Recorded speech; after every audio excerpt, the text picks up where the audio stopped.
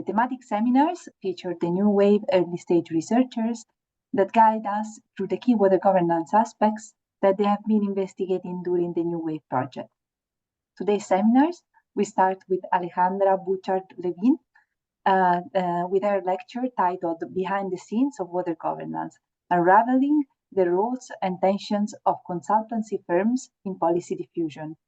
Alejandra is a policy and strategy consultant and water governance researcher at Arcadis in the Netherlands, currently completing her PhD in environmental policy analysis at the Vrije Universiteit of Amsterdam, under the Marie Curie NEWAVE Next Water Governance Training Network. Her research delves into the roles of private consultants on water governance paradigms, focusing on the involvement of non-state actors in diffusing water policies. With a background in chemical engineering and a master's in environmental sciences and engineering, Alejandra brings over 14 years of global project management experience in the water sector across Africa, Asia, Latin America, and Europe. She has worked closely with a diverse array of partners, including industry leaders, government bodies, NGOs, and renowned consultancy firms.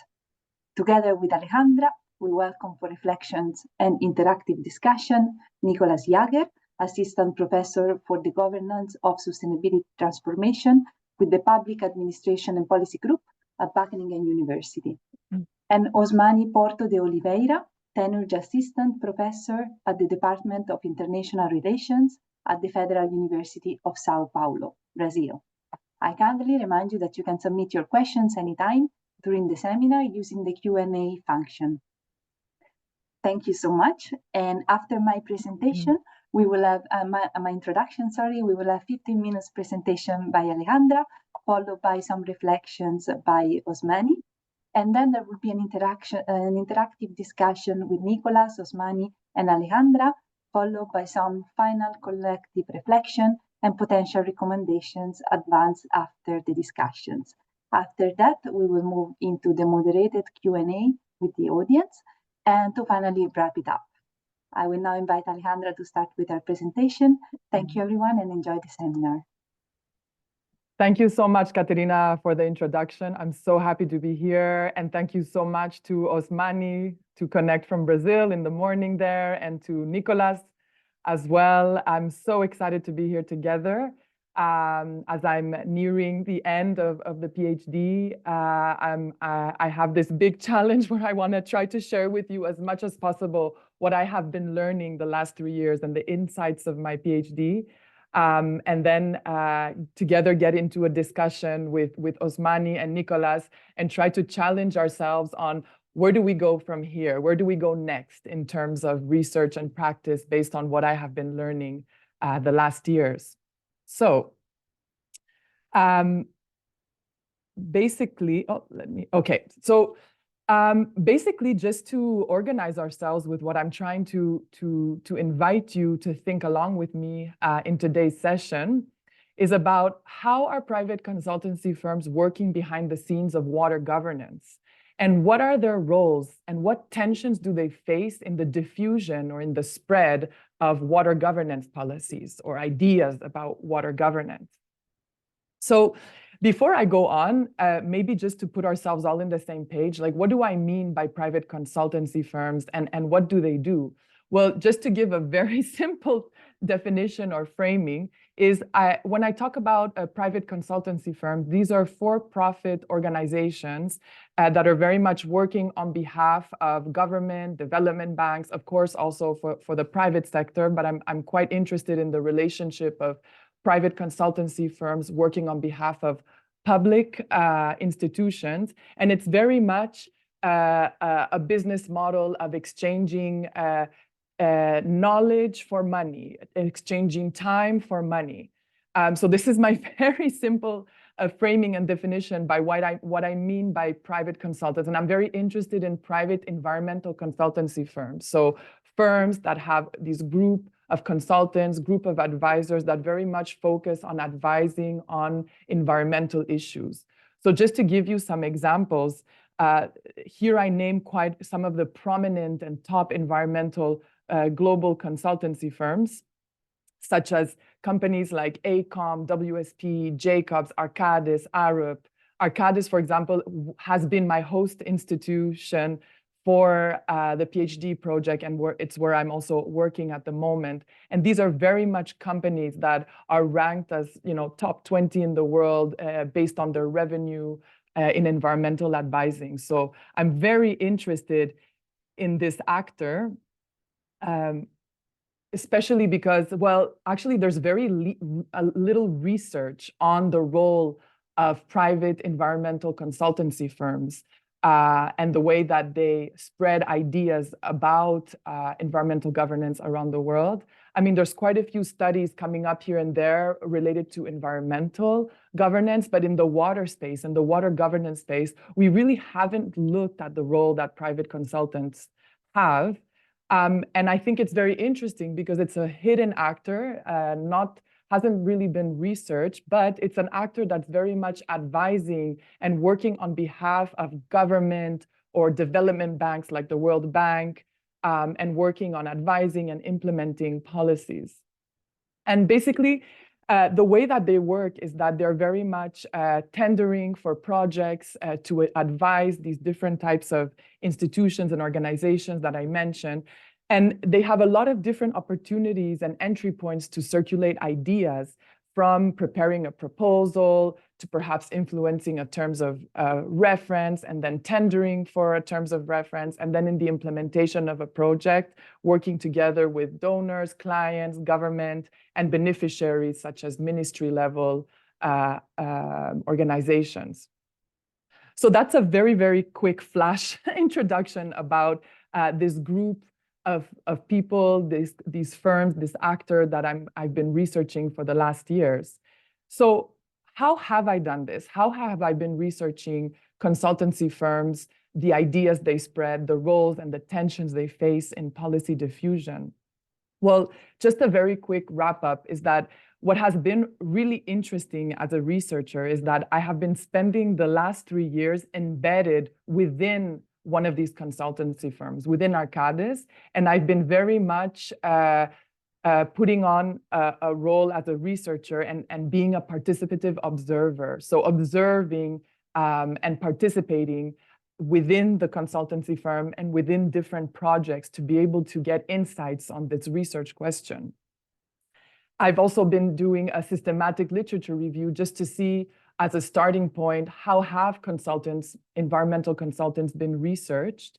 And I've done different surveys and mind mapping exercises that I'll talk about later to also get insights beyond just the company Arcadis, but with its different competitors, with these different top environmental consultancy firms like the ones that I mentioned.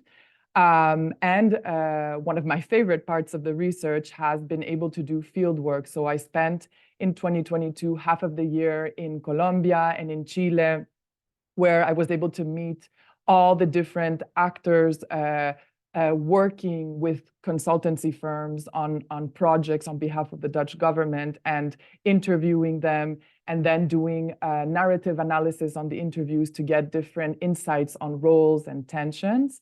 And I've also been having focus group discussions, participative workshops, particularly in the last couple of months. And I've really tried to practice reflexivity. So reflect on my own past role as a consultant, reflect on my role as a researcher in a consultancy firm, and also inviting reflexivity with my fellow consultants who I have been researching. So one of my first research questions was very much to think about, well, what roles do consultancy firms play in the diffusion of public policies, and what is known about how these roles play out in practice and the resulting dilemmas within governance processes? So this is where I first started doing a literature review, a systematic literature review. And the starting point to my research was really trying to think about, how do ideas move around the world, and what are the roles that private consultancy firms play in moving or influencing these ideas, and what are the different tensions connected to these ideas? So what has really been the guiding, let's say, principles or the starting point and the concepts that I've been working on with the research, it's very much engaging with concepts of classical diffusion, so policy diffusion, policy transfer, mobilities, circulation, and policy translation. Very much inspired by who I'm very happy to have here, Professor Osmani de Porto Oliveira. So these different concepts have very much helped me to think about the different ways that ideas travel or are translated or are circulated. And basically what I did here is that I framed these concepts for researching consultancy firms. And what I took out of here were different conceptual roles and tensions on how we can imagine the different roles and tensions that consultancy firms have in moving ideas. So we can see that consultancy firms have roles as state contractors, and related tensions to that can be being perhaps biased in the way they advise towards the state or toward their client. They have a role as messengers, moving ideas from one part of the world to another, and tensions related to that can be related to hegemonic practices and globalization. Another role is acting as a promoter, promoting ideas in all directions, connecting with actors in different contexts via markets and networks. And perhaps we can see tensions here related to marketization. And a role I find super interesting is the role of being a reinterpreter. And here, tensions related to taking up such a role can be related to interest driven by certain interest and tensions related to contextualizing an idea. So that has been sort of the starting point and the driving force for the research project.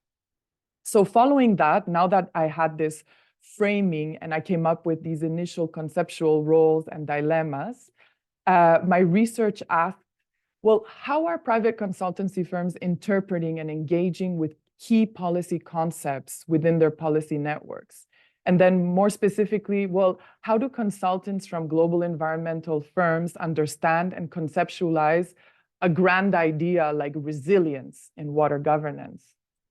So I became really interested in taking as a case study the paradigm or the idea of resilience, because when I started over 3 years ago in Arcadis, I could really see how resilience was such a hot topic, such a buzzword around me, a solution that was very much prominent. And even the company had like a reorganization and had a specific global business area called resilience. So then I thought, okay, well, now that I have an idea of different roles and tensions on the conceptual side, let's take as a case study one idea that is being diffused by private environmental consultancy firms.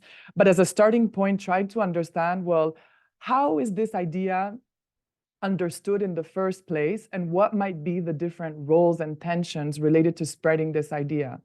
So I just wanted to show here one exercise that we also did in my research was to do a mind mapping exercise, a Q methodology, where we surveyed around nearly 40 consultants from all over the world, from about 20 of these top global environmental firms. And we were asking them, well, what does resilience mean to you? And what are also all the different challenges and tensions you face in advising on that? And basically what we found that was super interesting is that these consultants from these different top firms understood resilience in 4 distinct ways. And from resilience as in resistance, as in keeping the status quo or bouncing back a system that is receiving a shock, to all the way the other spectrum of understanding resilience as transformability, renewability. And the most popular perspective here was more in the middle, on flexible infrastructure. So basically the takeaway here was that consultants are advising and spreading policy ideas, and they might be talking about one policy idea, but the meanings can be very different depending on many different factors, like what is your epistemic background, et cetera, et cetera. And also there were very different ways of understanding resilience. And also there was a bit of it was a bit of a minority of the consultants who are really asking very systemic questions related to resilience about why are we even advising on resilience? Are we asking questions like resilience for who, why, when, and where? So I think from here, it was interesting to find that there's a lot of room to improve how the consultancy practice is more reflexive and thinking about what they are advising on. So that was just one of the main takeaways that I wanted to bring into this presentation today. So building off of that, I moved on to the next question, which is, well, then how do consultancy firms transnationally diffuse the resilience paradigm in their global advisory practices? And what roles and tensions do they encounter in this process? So then I wanted to understand a bit more, okay, how are they moving this resilience paradigm around the world? And what I did here, and this was one of my favorite parts of the PhD too, was that I took the firm, my host institution, Arcadis, as my main case study. And I was interested in looking at how they were working for the Dutch government for a very specific program called Partners for Water, and how they were advising on resilience-related policies in Latin America, particularly in Colombia and in Chile. So as I mentioned, I spent some time in Chile and in Colombia, visiting all the projects that they were implementing on behalf of the Dutch government. And I was looking in Chile at specific projects related to studies for improving the mining water footprint, or saline agriculture, or a pilot project related to underground water storage, artificial underground water storage, for example, just to give an idea of the projects that I was looking at there. And I was interviewing all sorts of people that were involved in these different projects, from embassy, universities, partners from Chilean engineering firms, from the government side, all involved in these projects, to be able to understand the different roles that Arcadis was playing and the different tensions around these projects. And similarly in Colombia, I did the same thing. I had the privilege to travel in quite a few different areas of the country. And in Colombia, it was a little bit different, the types of projects that they were doing there on behalf of the Dutch government. And these were very much related to advising on coastal erosion, coastal protection. Arcadis had done coastal erosion master plans for Colombia, national dredging plans. And more recently, there were specific workshops related to dredging and how do you reuse dredge material. So for those who are a little less familiar, dredging is very much about, for example, in a port, how do you maintain a port, and how do you remove sediments from the bottom of the ocean so that you can let ships pass by, for example. And a lot of times this dredge material is wasted. So the Dutch government was advising on how do you reuse dredge material. And similarly here, I tried to visit these projects and interview all the different people from universities, government, Colombian consortium partners, even activists, NGOs that were involved or not involved in the projects. So the different types of policies and ideas that I observed that were moving via these projects, via the consultants, and I was asking the question about resilience. And what was interesting is that, yes, there were policies related to resilience that were moving around these projects, but a lot of times the consultants were connecting this policy with other ideas moved in these projects, like the very famous Dutch policy, Room for the River, or promoting a circular economy, or policies on reuse, on building with nature, sustainability, creating social value, or advising on water footprint, or the one we are maybe more familiar with on integrated water resource management. So based on these projects and based on my one case, which was Arcadis, working on behalf of the Dutch government in Colombia and in Chile, And looking at these different ideas that were moved in the project, I was able to really observe and sort of empirically test my original conceptual roles and tensions. And I was able to observe these different roles and tensions. And I will try to take you through them as concisely as possible because, yeah, there's a lot to say, but I guess I'll have to invite you to read my paper eventually.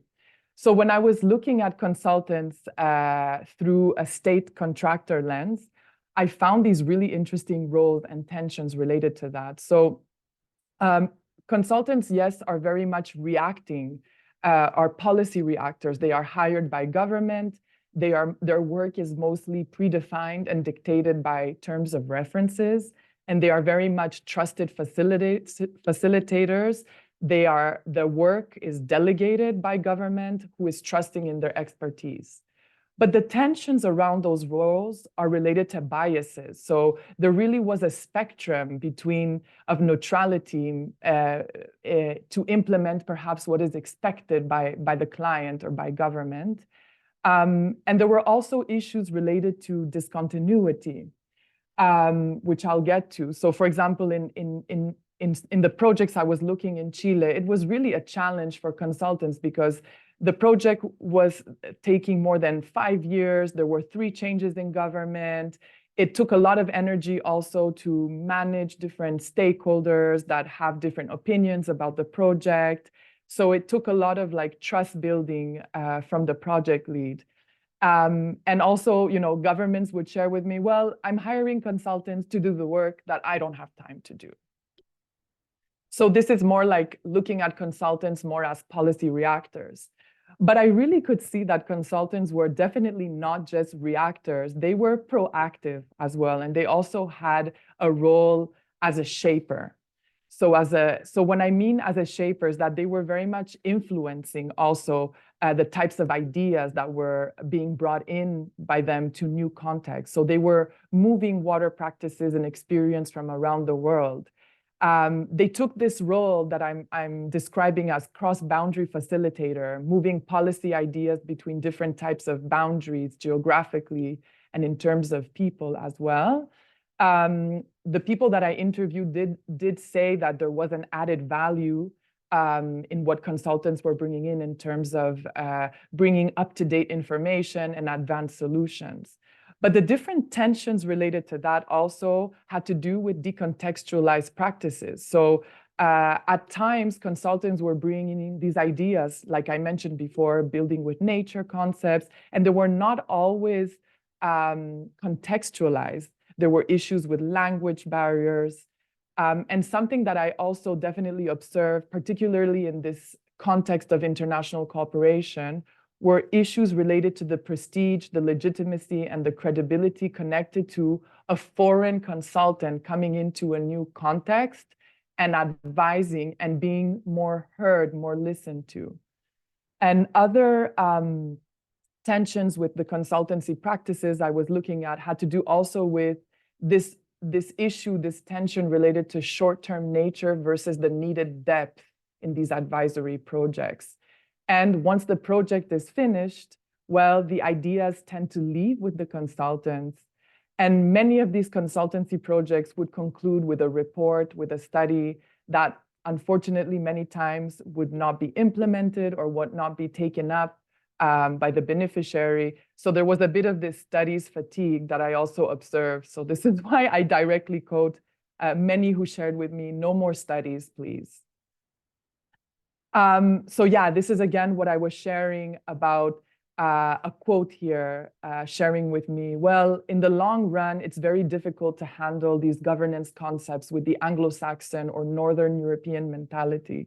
So this is just a picture that I took in Colombia, just to be able to visualize how complex it is to come in also with ideas, for example, like building with nature, where in a context like Colombia, in the coastal areas, we saw that it can be difficult to actually implement these long-term solutions like building with nature, because a lot of the times, maybe for different factors, what is implemented are these very quick fix solutions to coastal erosion. So I wanted to just show a little bit of these, you know, what we observed here in terms of, finding quick fix solutions, hard infrastructure to deal with coastal erosion, which is what we would observe. And in these projects that we're promoting more nature-based solutions, it's difficult. It was difficult to contextualize these projects. And again, in Chile, I also observed, you know, what it meant to have a consultant coming from another part of the world, advising in another part of the world. And I could observe this catalytic effect that these consultants had, where, for example, foreign funding catalyzes funding in this new location. And there was this legitimacy and credibility. And please notice also here, and I didn't do that, I forgot to do that in the second sentence, but as part of a workshop that I will mention here, and I give credits here to my colleague, Dr. Shanur Hassan, who is a big reference for my work. I'm also trying to improve on how we talk about international and local, and why are we naming them local consultants, and how are we making that difference? But we can talk about that later. So yeah, again, through the translation lens and looking at consultants as reinterpreters, well, I could see how they were taking roles as treaders of complexity, managing participation, you know, having a role in designing processes and managing who is in and who is out. And in that sense, being able to manipulate, you know, manipulative practices. These were tensions that I very much saw. And also the fundamental role that national consultants have in the projects, but also the burden that they carry on once the consultancy project is finished, and also depoliticizing strategies. So the consultants that I was interviewing were very much navigating highly complex contexts in these projects. So I just show here a few pictures of, you know, what does it mean to work in water governance in the Chilean context. It's a very different context than the Netherlands, for instance. And what I thought was interesting was to observe these depoliticizing strategies. And what I mean by that is that a lot of times for the projects to be able to go through, to be able to conclude, there was this explicit depoliticization, meaning that, for example, I think this quote says it all. We emphasized on achieving to build the pilot infrastructure first and deal with the political context after in Chile. So it was like, we just needed to achieve to build the pilot, build the infrastructure, and we'll deal with the politics later. So what does that mean? And also like explicitly removing the politics from the project. So in Colombia, where in one of the projects that I was looking at was in one of the biggest ports of Colombia, and dredging is an issue there. And dredging is a very sensitive topic related to ecology and human rights systems. Well, what I wanted to share here is that there was this explicit depoliticization, that the project was about the reuse of dredge material, not about dredging. So let's remove all the tensions and issues related to dredging so that we can just focus on the reuse of dredge material. So these were interesting tactics that I observed in my research.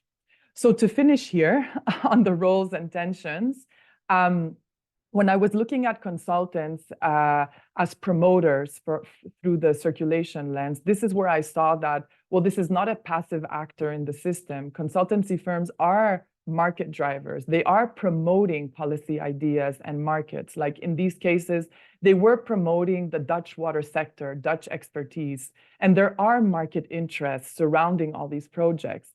You know, as I mentioned at the beginning, it's very much a business model about exchanging your time for your knowledge and for money. And consultants were dealing themselves a lot with issues related to billability, your hourly fee rate, connected to administrative constraints. So I had consultants also sharing with me, well, sometimes the budget of these projects were so tight and the ambition was so large that I ended up working on my free time to be able to complete the project. And also related to project budgets, a lot of times it would happen that the project budgets needed to be, had to be respected. Therefore, there would have to be some cut in certain activities. So you'd have to make decisions on quality versus budget. And a lot of times what would be left out in the project, what was given less attention, were topics related to participation and governance processes. And of course, another classic tension was also this dilemma, this tension related to the very high fees we pay international consultants versus the lower fees of the national, or how I don't want to call them, the local consultants. So yeah, just some quotes here that illustrate this. The consultancy companies have a main interest in paying their hours. Consultancies really want to do good, but there is a theory versus practice, and in practice, money still is the main driver. So just to conclude here, it has been super interesting to take these roles and different tensions. And actually, in the last 2 months, I have been doing, I did 2 workshops. One workshop bringing in the government, the consultants, the partner in Colombia, together with academics to discuss, to take a look at these roles and tensions and reflect on them and have a deeper discussion. And what came out of that was definitely all these topics related to, well, consultants are taking a role to facilitate policy implementation. They are introducing, up-to-date information, advanced solutions, but there is this tension between neutrality and advocacy, and these interactions of knowledge and power between the foreign and domestic actors. And there are these questions about what are the responsibilities consultants have or should have in these global collaboration processes? And how do we balance between market-driven and knowledge-driven practices? What is the priority? And where do we go from here towards achieving fair and sustainable transformations in water governance? So these are just a potpourri of different questions that came up in these workshops that we will talk about later together with Osmani and Nicolas. And yeah, questions like, well, what is the North and South divide anyways? And how can we enable more community-based solutions? Or how can we move more from market-driven to learning-driven? And similarly, I did these workshops also with consultants here with my colleagues in Arcadis, and there were these questions about, well, how can we be more proactive and less reactive, and reflecting on their responsibility and desires? Questions of how do we act with humility in the sector as well? So these were very interesting workshops, and my goal for the session today was sort of just to lay the foundations here, but to take the opportunity that we are here with Nicolas and with Osmani and to think, well, okay, where do we go from here now in terms of research and for the consultancy practice? So I'll finish here now. I think I've taken more than enough time. And I would like to now invite Osmani de Porto Oliveira to reflect on these research insights and relate them to your work in transnational policy diffusion. And I'm very eager to hear from you. Thank you. Amazing. Thank you, Alejandra. Thank you, Nicolas, Caterina, and Ariadna. I'm very happy to be here today and to be able to follow your research, which is very, very interesting. I think that so you're making already a very important contribution to the field of policy transfer, diffusion, circulation, and so on, because most of studies in the area until now try to understand the usual suspects, which are mainly government agents and international organizations. And there's still little research on consultancy firms and consultants. So this is a very interesting work that you're making. And also you are not focusing only in one region of the world. You're not only focusing in the the Netherlands or Europe, you are bringing together Europe and Latin America and trying to understand the tensions that happens when these two regions meet in our current days. So I think that this is a very nice contribution that you are making. I have a few reflections on your work, but also on your presentation that you just did now.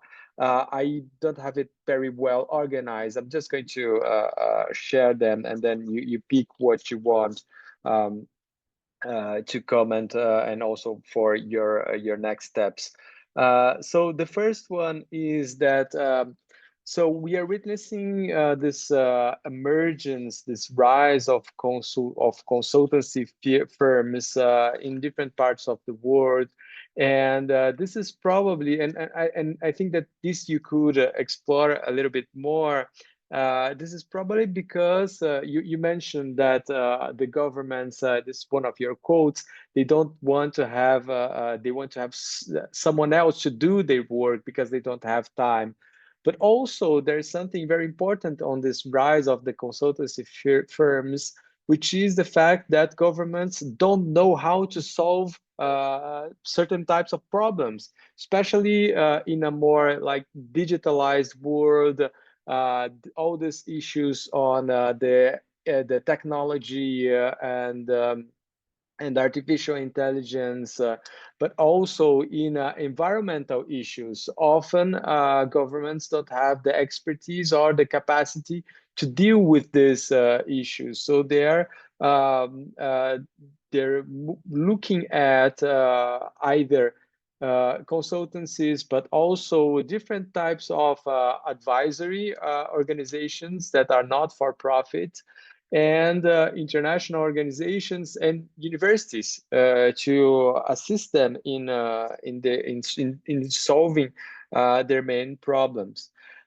So this is raising what we are calling the consultocracy, or the transnational consultocracy. And one of the questions that comes to me when I'm looking to your work, but also to this consultocracy, is how they relate with other advisory organizations. Because as you mentioned, one of the big things for consultancy firms is that they need to get money. They are exchanging knowledge for money. But there are also other alternatives in the market, which are these advisory organizations that often are funded by international big foundations. They sometimes don't charge for their services. They offer advisory for free, and often they fundraise in order to work with or provide solutions for governments. So how is this relation between this, let's call the ecosystem of advising of solutions for policy solutions or transnational solutions, how these agents are interacting? So you focused in particular on government and the consultancy firms interaction, but there are other players in this market. There is an important ecosystem, and this is something that I don't know in your specific field, but I would be very curious to understand. The second question that is related to your work is the fact that so Latin American governments need to hire an international consultancy, and there are many reasons for that.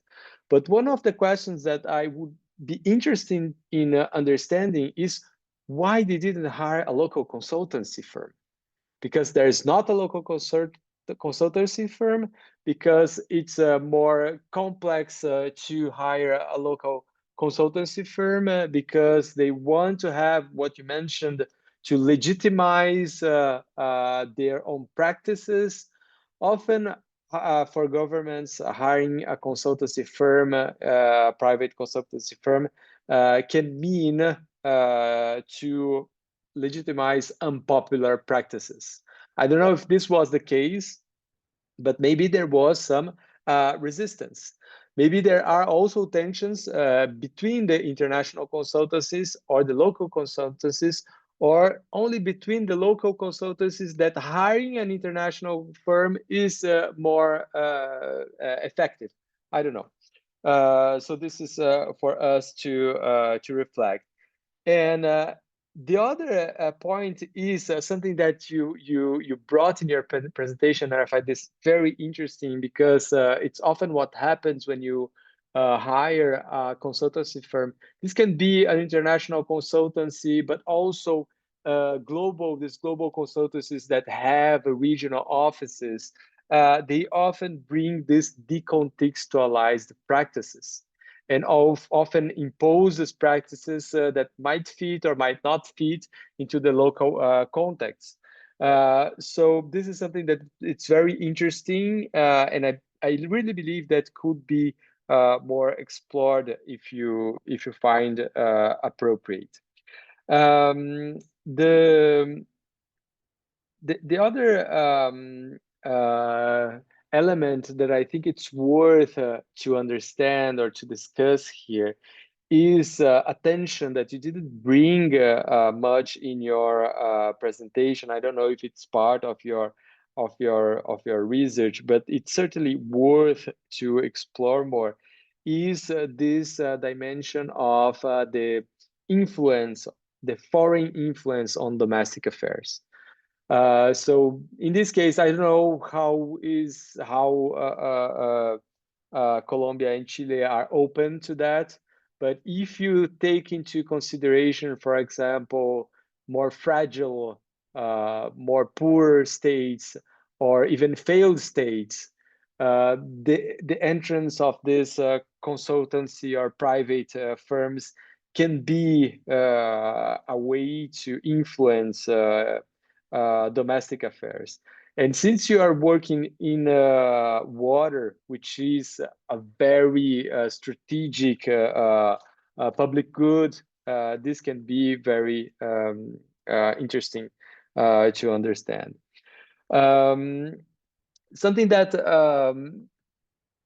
might be interesting to take into consideration, and I don't know the specific case of Colombia and Chile, but maybe this is the way they operate.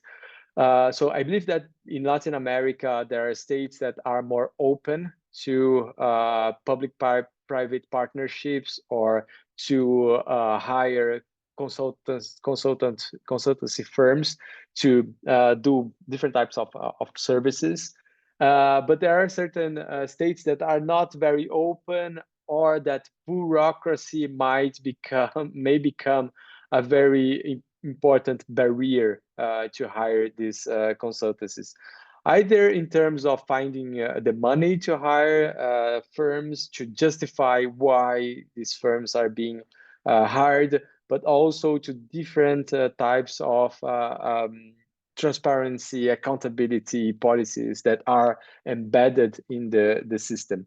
So this is something that could be interesting to know. What are the openness of Colombia and Chile, and how they compare also to each other, if you want to compare them. You mentioned also the changing in governments during the operation of consultancies. This can be crucial for the let's say the success or the evolution of the project. I found this very interesting that you noticed that in your project. And let me see what I have here in my notes also. So in your table, and I think that this is something, I don't know if this was something that you thought beforehand, or if it's something that you're willing to understand better. But in your table, the table that you presented, the different movements of policies, traveling, you often, I think that in all the the slots that you included, the activities or the roles, I don't remember what was the label. You were talking about consultants. But you have two dimensions here in your work. You have the individual dimension of the consultant, and you have the organizational dimension of the consultancy firm. And this might not be the same. So I was wondering, when you're talking about role, if you took into account this distinction, because if we are looking to consultants, and this might relate to one of your questions that you presented in the end, the consultant as an individual can work for multiple consultancy firms, even for independently for governments and also to international organizations. Meanwhile, if we're thinking on consultancy firms, they might have this general conception or their framework of operating, so on and so forth, that might be more binded to their own internal policy. So I was wondering if you took this into consideration and how you distinguish this in your work. And finally, I have one suggestion and one question. The suggestion is that, so I was in a PhD committee a few years ago in Denmark. It was, I attended online to the committee, and the thesis was of, I don't know if I already mentioned this research to you. Her name is Anne Bach-Nielsen. She did her PhD in Denmark, and she did her thesis about the 100 Resilient Cities Network that was supported by the Rockefeller Foundation. And she analyzed the translation of the concept of resilience. And basically, the argument behind the thesis, among many other things, it was a very interesting thesis. She was comparing a city in Brazil, Porto Alegre, a city in Denmark, and a city in India. And basically, the argument was that each city translated the concept of resilience differently. So I would invite you to have a look on her work, because this might be inspirational for you for your work on the translation of this concept of resilience as well. And the final question that I have for you is, so you mentioned that you work in Arcadis, which is one of this consultancy firms. And my question is, if you had, for example, limitations, what kind of limitations this brings to you in your research? If you have, for example, the possibility to observe critically the organization, and how can your observations as a PhD researcher contribute to improve consultancy practices for those who are going to come in the future? What is your contribution, your advice to consultancy firms willing to engage in these sorts of projects? This is what I prepared. Thank you. Oh, thank you so much, Osmani. This is fantastic. I've been so eager to receive your reflections. I think you brought in so many good questions, questions that I have pondered about, other questions that I hadn't pondered about, you know, related to questions to consultocracy, looking more about around the ecosystem. So these are subjects that I did touch upon, and I could observe, like one example of the ecosystems, how academics would refer to consultants, how consultants would refer to academics, and the differences between them and how they operate, and even when they collaborate, the tensions between them. And I think that is connected also to the question of like, why in some cases are government hiring consultancy firms and not a university or another foundation that has other types of funding?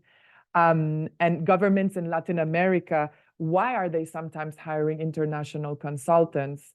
And why not a so-called a national consultancy firm? And I think a lot of times it has to do with the funding, the limitations of the funding that do oblige that the leading consultancy firm must come from the country where the funding is coming from. So these types of dynamics as well.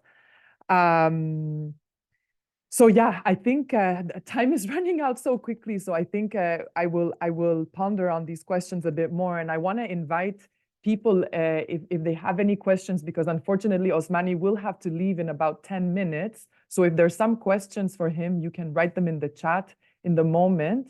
But I wanted to give the floor to Nicolas, maybe just to spice things up even more here to share before Osmani has to leave. Oh, and I'm in the dark here. Okay, I had to move. Okay, thank you. Thank you, Alejandra, for having me today. And thank you for Osmani also for the super inspiring comments. So I also took a lot of notes of what you just said and much to think on. In the interest of time and also to allow for all the others to step in at some point, I want to add just a few more smaller things which kept me thinking about this. And also because Alejandra, we worked on this for a while together now. So what you just showed is also reflecting a lot out of the discussion. So it's not, I think, surprising that I don't have now the big criticism or big new insights on that. But what I found especially interesting again in your presentation and what really keeps me thinking is these multiple forms of also, I would almost say, competing accountability structures that consultants face. So on the one hand, we know this from development studies from NGOs, which have upward accountability towards the funders, the clients, but also downwards towards the communities, the partners. And I would add here even a layer for consultants being accountable to their shareholders or to their for profit. And what does it mean? What are the implications of this? So who is in the end in the steering wheel if it comes? And also what kinds of, if we think about now knowledge transfer, what kinds of knowledge are in demand by each, or which ones are really favored, for example, by shareholders, by the clients as best practices, for example, but also localized knowledge. We talked about it, the partners, contextualization, and so on. So I think there's a very important question, and that's also points to something that I think we have a dual perspective sometimes here as consultants, like being a puppeteer sometimes, so pulling the strings, doing stuff, influencing ideas, translating, but also being the puppet sometimes. So if they're used politically as a political instrument to maybe bring in, as Osmani said, some unpopular ideas. So there's kind of a two-level game you might expect. So I think there's very interesting layers in here between who does what with whom and so on, and who's accountable to whom, which is, I think, which unpacking them could easily be an extra a project almost. And the second question I have, and I just want to throw out there, is after I again read saw your presentation, I wondered, can consultants ever be change agents? So being in these multiple layers of accountability, of catering to different ideas, catering to different interests, can consultants really deviate strongly from the status quo, from past dependencies? So can they come also with very radical ideas? Or would some form of accountability to funders, to their shareholders, or to their partners, would they always preclude and ask them to play safe, so to speak, and to follow more what's the mainstream and do little steps? So I wonder, in terms of also policy effectiveness or policy change, can consultants be change agents? So that would be my two questions I would want to put out here. Thank you.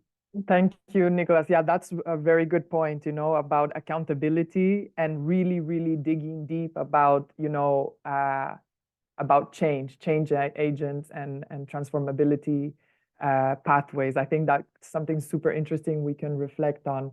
And I'm wary that these are your last 5 minutes, Osmani, and I want to pick your brain as much as possible. So I see that we have a very interesting question by Yulia Titova here in the chat. And I'm wondering, what would be your take on this? She's asking, I would love to hear more about enhancing reflexive practices and how to practically navigate the tensions between local versus international. And I think this fits well with your work with transnational policy diffusion. So this tension between what we call the so-called international and the local. So I would love to pick your brain in your last minutes about this question. And also if you want to reflect on what Nicolas said. Yes, so hard question here in the chat, right? And only 4 minutes for me to answer. So I have so there is there are different types of tensions that can emerge between local and international. And this to answer the first question on the reflexivity practices. So what in your case in particular, you're dealing with a global south, two global south Latin American countries, and a global north international consultancy firm. So the tension is already in the air. So this is one type of situation. Another type of situation would be, for example, if the international consultancy firm, for example, was being hired by Chile, and the origin of this consultancy firm was Colombia. And this is a complete different type of environment in this relation between local or national and international.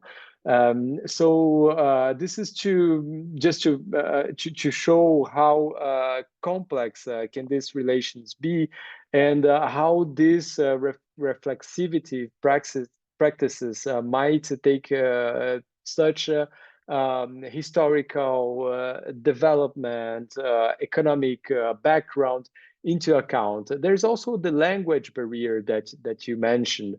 So I imagine that the common language here is English, but it's not the mother tongue by any of these agents. So it becomes even more complex. So these are kind of my very two brief sense on this topic. But I really feel that you, Alejandra, is the best person suited to answer this question.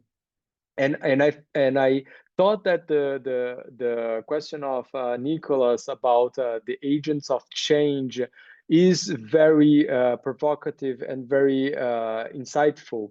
And my 2 cents here is so we can have consultancies that are hired only to do the job, and sometimes maybe this job is to do the social change. So there are many consultants that are doing that are operating in order to change society, and this I was very interested by this question, because I rapidly thought about my world of consultants in one of my empirical research fields, which is participatory democracy. So a significant part of these agents or these consultants, they often don't work for consultancy firms. They might work for NGOs, but they do consultancies for either governments or either the World Bank. And sometimes they're active agents of change, because they're bringing this, sometimes they're more radical, sometimes they're not radical. Sometimes they're more kind of technical ideas, but they're bringing this idea of empowerment, democracy, also social justice into the government's agenda and their policy formulation. So in this case, you have a very specific topic that, you have a social room for social change. In others, you might not have. So yes, so that's it.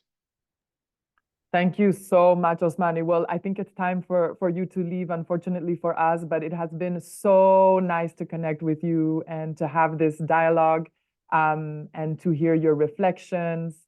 So yeah, I'm eager to continue this conversation. And I think on behalf of everyone, we're super happy and thankful that you took the time in your busy schedule to join us. So yeah, I mean, for everyone else, we still have another 30 minutes for like Q&A, but I wanted to thank you, Osmani, for joining us. Amazing. It was a pleasure. We keep in touch, and don't hesitate to write me if you need anything else, and continue this dialogue. Thank you very much. It was a great pleasure. Bye-bye, everyone. Thank you so much. Great. Well, thank you so much for this question. Yeah, I wanted to just open the Q&A and invite everyone, whatever questions, comments you have, please feel free to send them over to us, to write them in the Q&A in the chat, because we have a good amount of time for that. So you're very welcome. So yeah, I'm taking up the challenge from Osmani, also reflecting on your question. We have another one.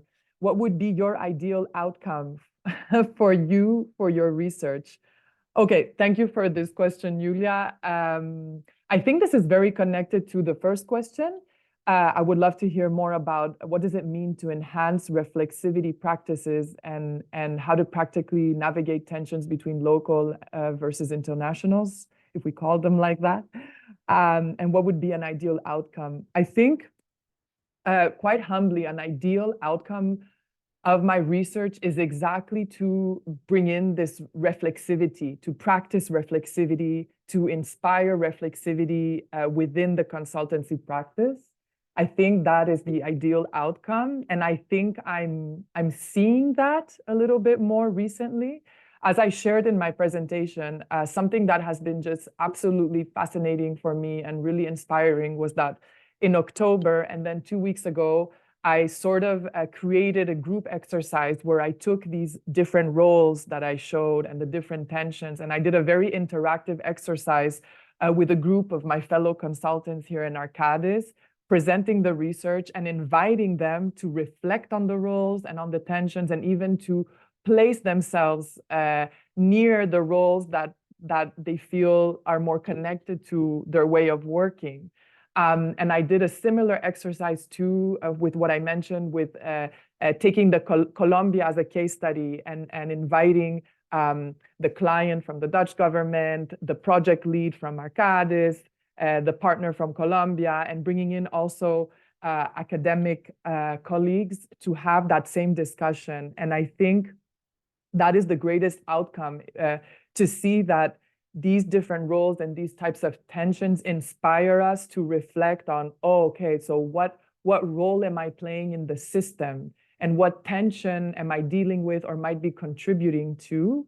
And also becoming very conscious about the role consultants have in spreading certain types of ideas. Because at least when I think about my own past consultant, I was advising a lot on integrated water resource management, IWRM, because that's what I learned in university. And I never questioned it. I never questioned whether that was the way to go or why I was advising on that until I started this PhD process and I could think about what is a paradigm? What does a paradigm mean? So I thought it was very powerful just in my own reflexivity process and using the social science perspective versus more, let's say, the engineering perspective I had before, where as a social scientist, you're a little bit more, you're trained to understand that there's different ways of doing and seeing, and to try to do an exercise about what are the questions we should be asking.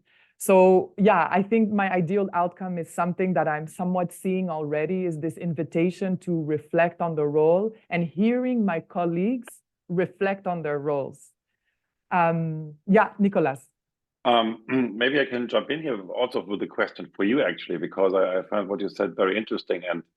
But maybe to flip around the discussion a bit, talking about knowledge and ideas and the spread of that. And I wonder after hearing you now, what's the role of uncertainty for consultancy firms and in consulting? So how do you deal with uncertainty? How is it managed? I mean, they often hire to clarify uncertainty, but uncertainties are sometimes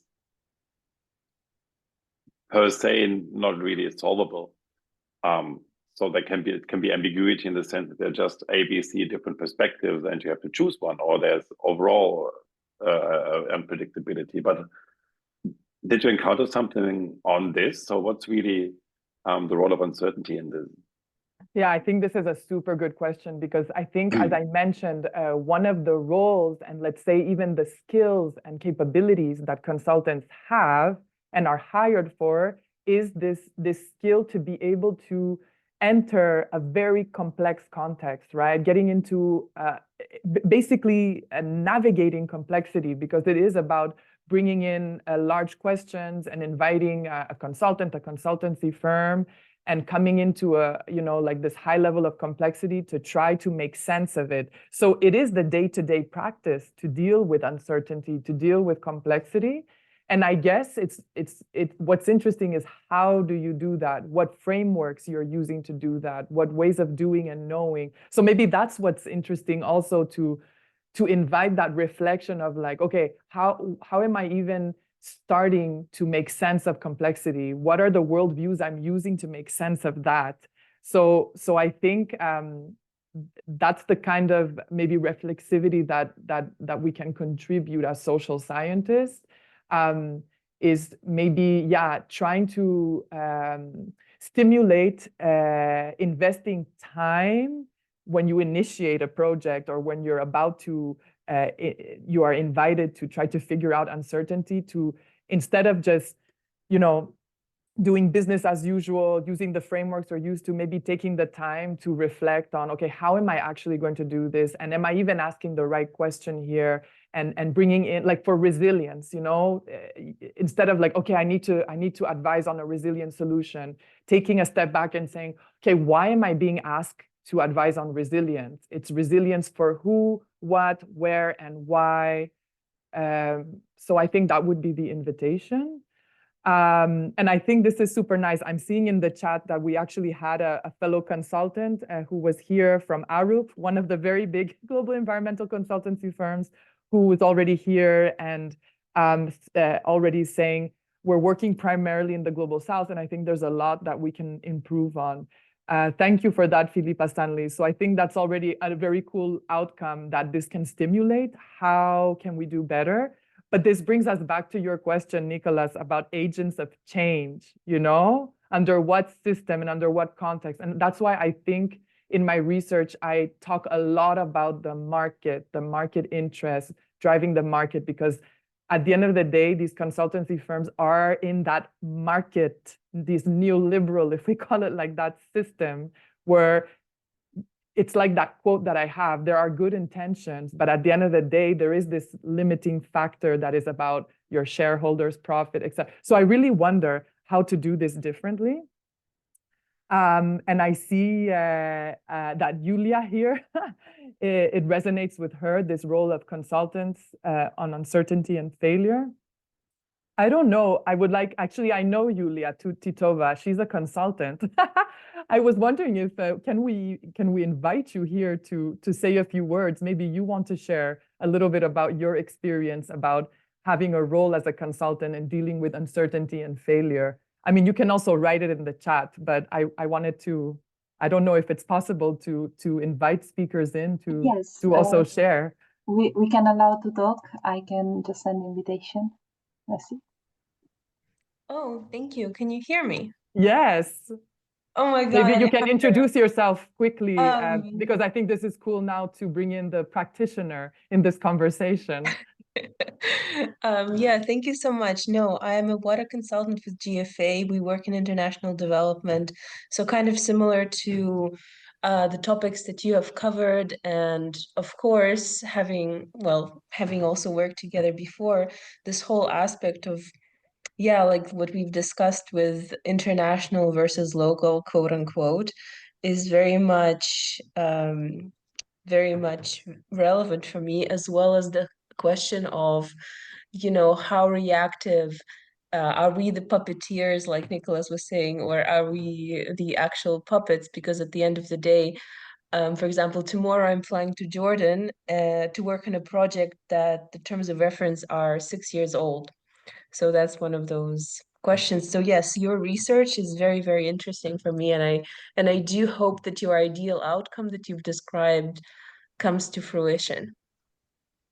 Thank you so much. Thank you, Julia, and thank you for contributing. This is super exciting. I'm seeing more questions, and I love to see that we have quite a few consultants who are joining here. So I think that's quite cool in terms of this wishful outcome of bringing, bringing academia and the consultancy practice together to take the time to reflect. So I see here a question by Shami. Very interesting presentation and discussion. As a consultant with about 40 years of experience in multinational and also as a single independent consultant. Okay, so that's interesting because you have the experience of working at the organizational level. This is like the question that Osmani was bringing, and also as an independent, moving between different organizations. The scope of consultancy has changed significantly over this time and space. Okay, that's super interesting. Yeah, so I'm keen to hear more about how you see that it has changed over time and space. So yeah, you feel free if you want to write more in the chat, or if you want to pop into the space and also share your experience. I would be very keen to hear from you. Let's see what other questions we have.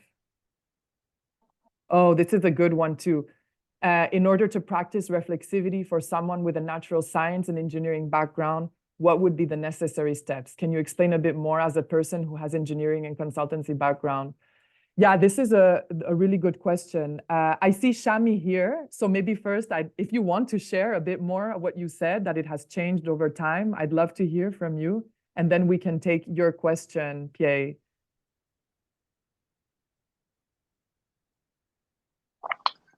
Hello, good afternoon. Can you hear me? Yes. Yes, thank you very much for a very interesting overview. I see that you've basically analyzed one of the large multinational companies, but there's quite a few big multinationals that have been practicing over the last however many years it is. And I'm sorry about my age, but going back to my distant past, there was only a few major international consultants who were highly respected and rated in those days because they were assigned very complex tasks, but given pretty much a free hand to provide the solution.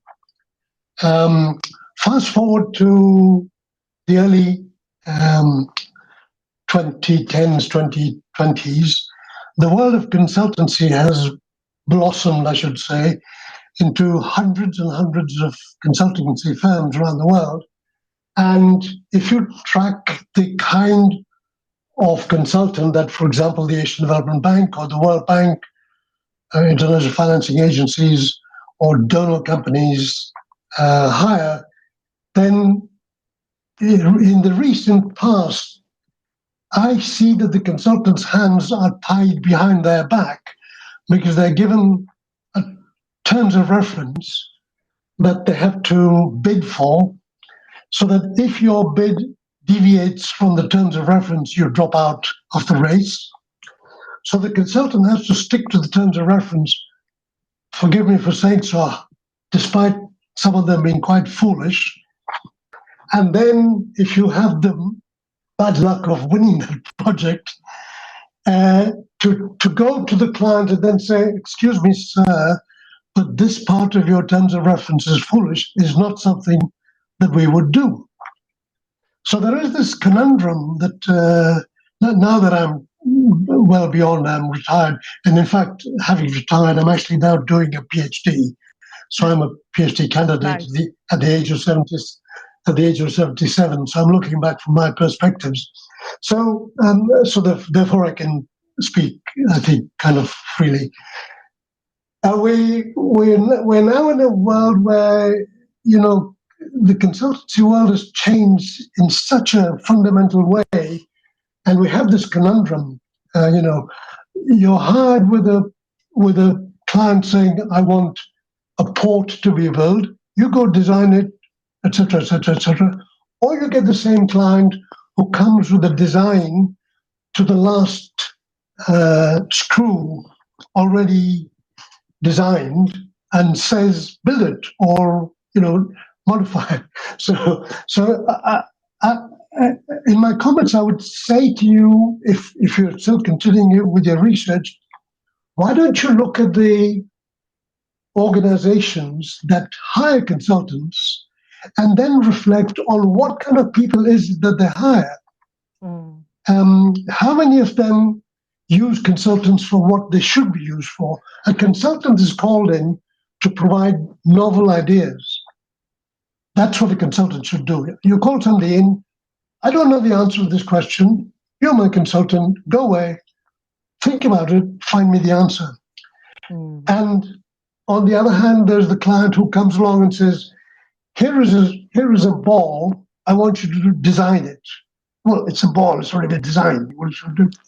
So why don't you just reflect on the grouping of clients and see who are they hiring and why are they hiring them? Are they hiring them simply because they don't have enough resources and just want to outsource their activities to somebody else, cheaper or whatever? And then, of course, because of the way the budgets are prepared, very often the terms of reference and the budget have absolutely no relationship between one and the other. And big consultancy firms, to maintain their respectability, will accept the terms of reference and then, again, forgive me for saying so, cut corners to stick to profitability. Anyway, those are my comments. Thank you very much. I'm sorry to take so long. No, please do not say sorry. Thank you so much, Shami. This is great. And I think it's just on point.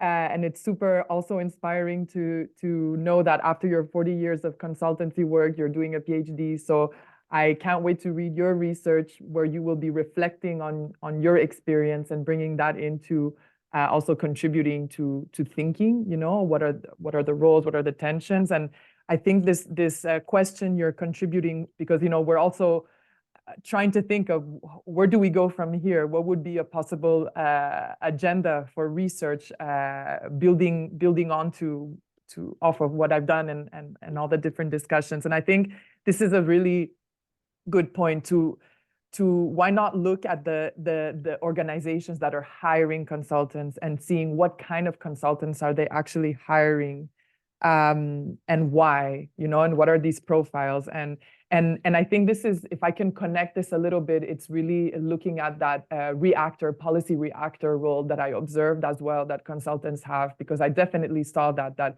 it's very much driven by terms of references. And this is where we have issues of being biased, biased to a client, biased to stick to a term of reference. And I really like your comment about, this is definitely something that was shared with me maybe in different ways, how the budget and the term of references usually are not well connected, because it happens, and I saw that struggle and tension with quite a few people that I interviewed, that the budgets usually are not connected to what is asked to be done, and there's a need to cut corners. And unfortunately, what I saw is that the corners that are usually cut in these projects are what I think are fundamental parts, which are usually more like the governance process part or the participative process. And usually this is exactly what takes a lot of time and resources. So thank you for that. I'm seeing some more questions pop in. The reflexivity practice for someone from natural science and engineering. Well, I think I shared that a little bit also in my journey, that I really saw, I don't think everyone needs to do a PhD to practice reflexivity, but in my own journey, I really felt that coming into this PhD project about social science really invited me, and actually the word reflexivity came into my vocabulary as well. But I would say that, and this is also something that I try to stimulate in my work around me also as a consultant, is to try to really stimulate this collaboration between, let's say, the natural scientists, the engineers, to collaborate with social scientists, to bring in social scientists in their activities, in their projects. And I think this is a challenge and a struggle that I see a lot in a company like Arcadis, in the teams that I am part of.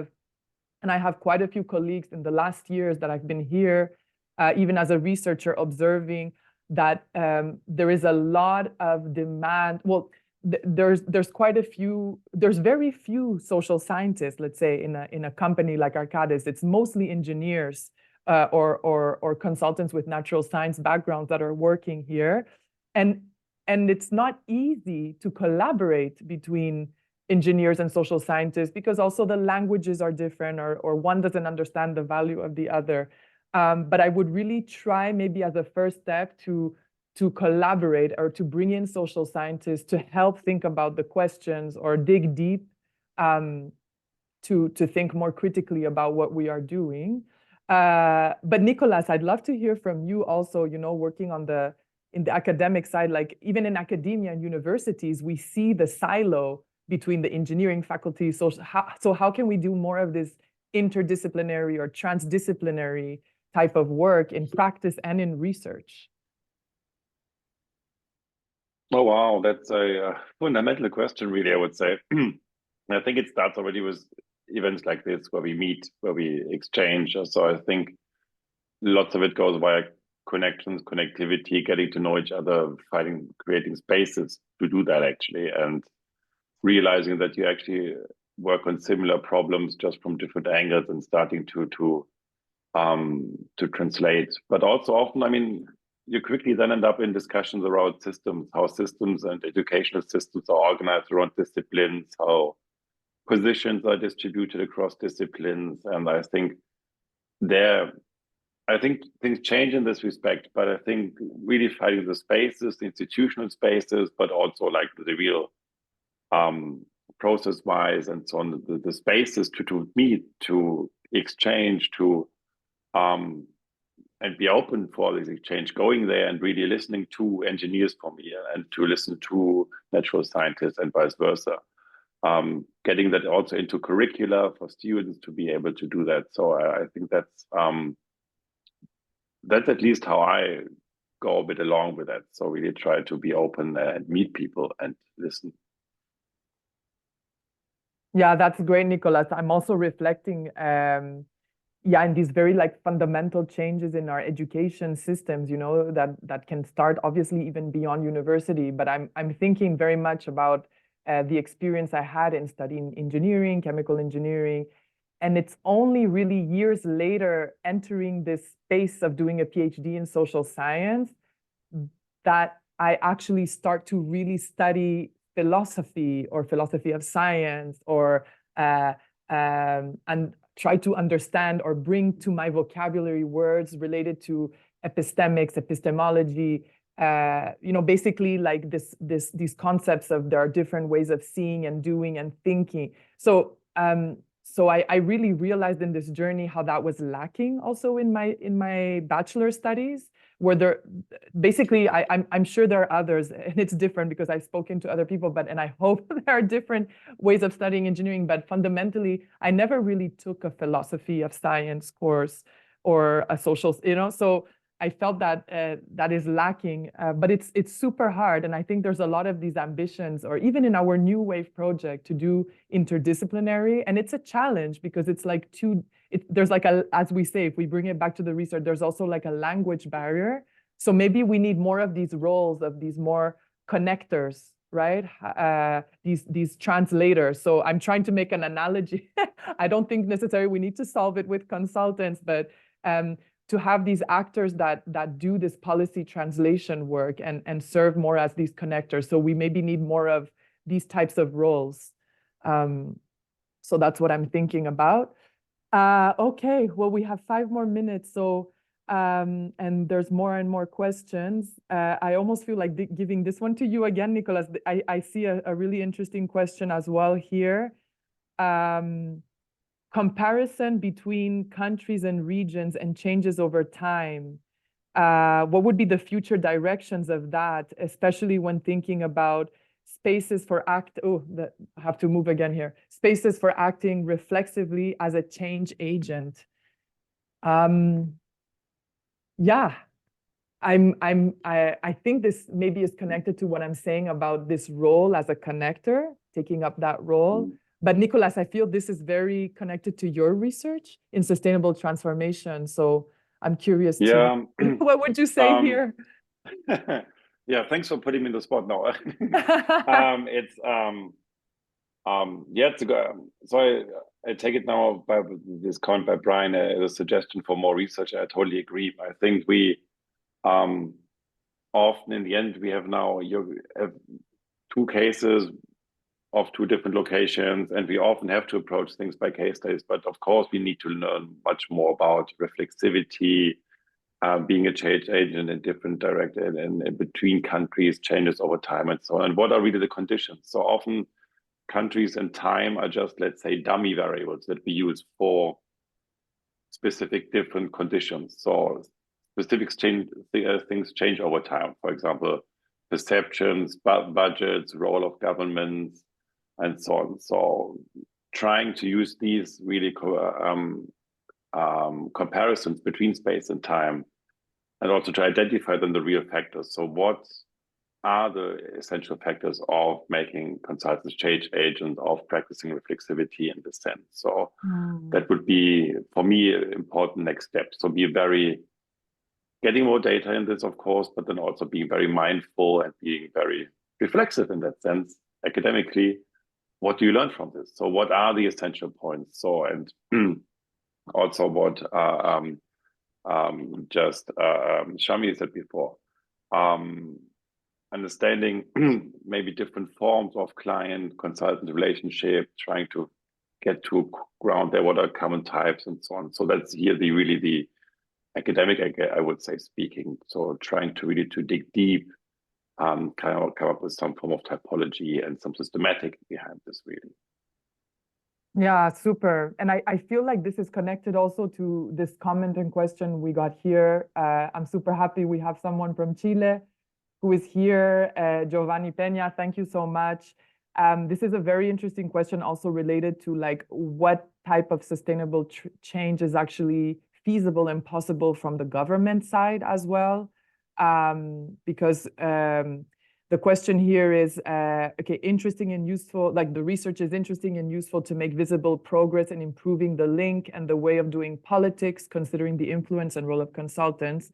But in the experience of Giovanni, there's a belief that there are internal barriers of the state, for sure, in terms of the dynamics and the historical organization and administrative structures of government. They largely define the level of incidence of consulting firms in the development and approach of policies, for sure.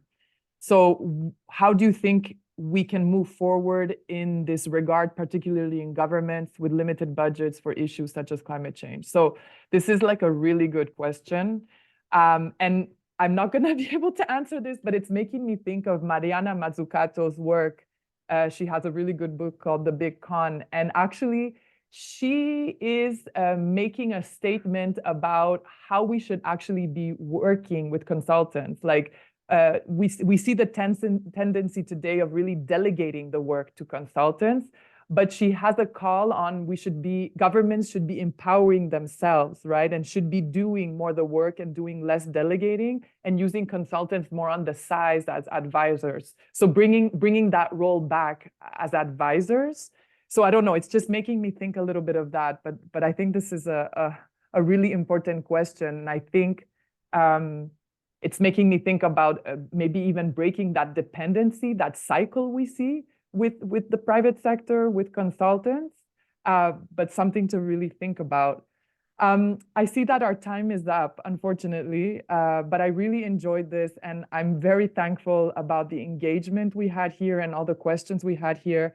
And I think this is really inspiring to really think about the research agenda. Where can we go from here? What are the next possibilities? What are things that could be expanded from my research? And also thinking about this reflexivity in practice and bringing closer these different, let's say, ways of doing in engineering and social science.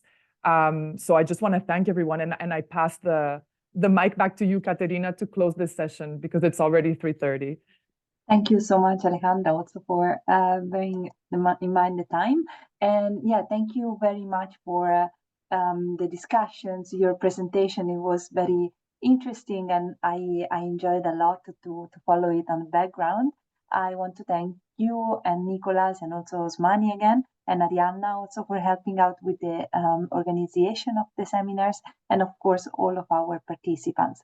Before to finally close, I just want to share a few words on the upcoming presentation. Unfortunately, we are already at the end of our seminar series, so next week will be, sadly, the last appointment, but we're gonna close big with a seminar from Paulina Renieska, who has been affiliated researcher with NEWAVE and also communication coordinator for all the activities we have done in the past 2 years. So I'm very excited to be announcing this seminar. She will be speaking about water crisis. In the specific, the title is "What do we talk about when we talk about the global water crisis? Unpacking human water problems through a multi-perspectivity approach." Together with her, there will be Professor Anja Nygren proposing her remarks, and also her PhD supervisor, Dr. Gianpel Delangelo. As mentioned, that will be the last one in the lineup. But I invite you to go to our NEWAVE YouTube channel to rewatch the lectures, or in case you have missed any of them, you can indeed watch them now online. And a special thanks to all the host institutions of NEWAVE and also all the partners. And finally, please follow us in our social media accounts for more updates soon coming up with the final products of the project. Thank you so much again, and I wish all of you a pleasant